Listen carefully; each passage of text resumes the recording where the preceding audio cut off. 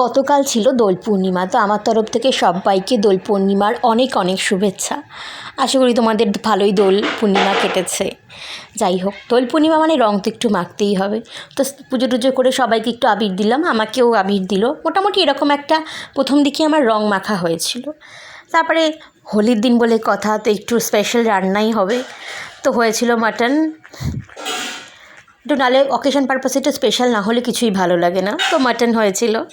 তো রান্নাবান্না কমপ্লিট, ওদিকে আমার সব ফ্রেন্ডরা এসে উপস্থিত রং মাখানোর জন্য। হ্যাঁ, এইটা হয়েছিল আমার আসল রং মাখা, পুরো ভূত একদম, কিছুই বুঝতে পারছি না। যাই হোক, রং টং খেলার পরে খুবই খিদে পেয়েছিল, তো বসে গেছিলাম খাওয়া দাওয়া করতে। বেশি কিছু ছিল না, ভাত, উচ্ছে ভাজা, চাটনি, আর ছিল লাল লাল করে মাটন। আমার তো হোলির দিনটা খুব ভালো কাটলো, খুব সুন্দর। তোমরা কিভাবে কাটালে জানিও। Please subscribe my channel.